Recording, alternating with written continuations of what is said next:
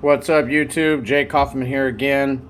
Another, we'll say, video on this beautiful Nano S3.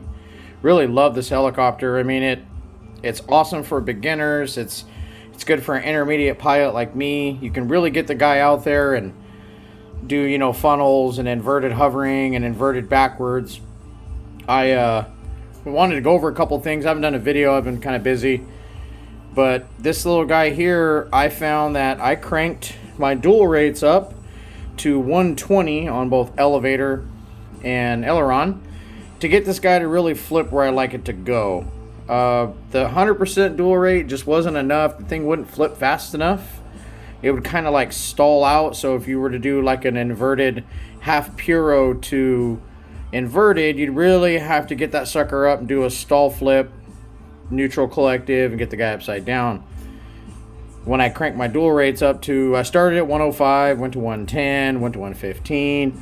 At 120, I found it really flips nice. The thing really flips good. It reacts a lot faster on the sticks. I don't really fly in mode 1 or 2 because I feel it's like a crutch. Justin Coe, Freddie, all them guys would tell you that, if you're gonna fly with a handicap, you're never gonna get anywhere. But anyway, I just want to do a little thing. I upgraded my batteries. I went to these guys here. If it'll zoom in on it. Let's see here. Let's move this little guy out of the way. Oh, this is horrible. There we go. Okay. Now these little batteries here I got.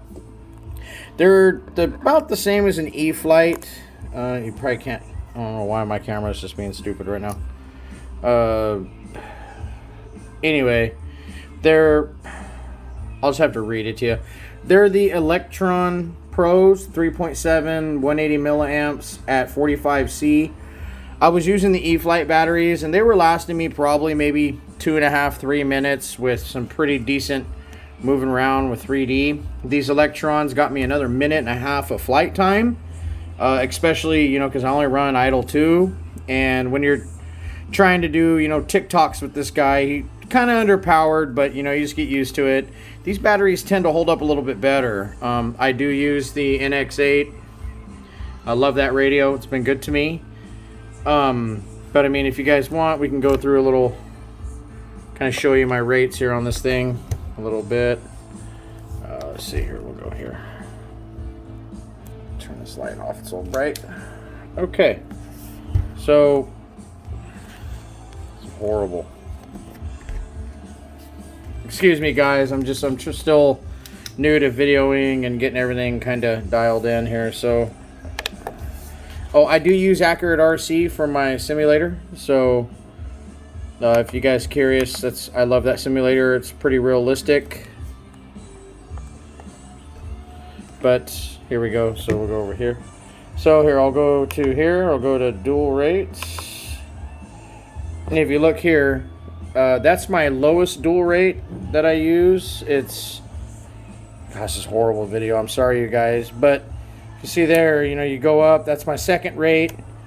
And then there's my 110. I've been running 120. I backed it down to 110 just to try it earlier today. And it was kind of sluggish, so I'll be bumping it back up. But rudder I leave alone. The expo I had a little high just to kind of see. Oh, there's some warnings for you. So you gotta love the radio. I did that just to see, kind of experiment with it. For newer users, I'd recommend that you'd kind of stay around the 100, maybe 105, if you haven't really jumped into collective pitch helicopters. The reason being is that if you start flying something with an extreme rate and the helicopter won't fall in your lap, your chances are you're going to crash. So if you're not used to doing, like me, I'm just barely getting into where I can fly inverted and almost all orientations, no worries, full control. Small 3D like pyros, half pyros, stuff like that. But other than that, the S3, I mean, I've crashed it maybe about 10 times. Went through one set of blades. I broke the one stud right here. And I think a little bit of Zap super glue will take care of it. But other than that, I mean, this thing's pretty durable. like I said, it takes a beating and it keeps on flying. And I live in the Bay Area, so I fly with a lot of wind. Average day up here, 5 to 8 miles an hour, up to 13. I have tried to fly this thing in 13 mile an hour winds, and I will let you know it is a handful. 5 to 8 mile an hour winds, it definitely gives you great hover practice, especially inverted. But hey, you know, that's why we're here, to do this hobby and enjoy it and love it. But I hope you like my video. If you have any questions or comments on any radio or dual rate settings or anything like that, just give me a message and we'll see where we can go from there. But love the thing, flies great. See ya.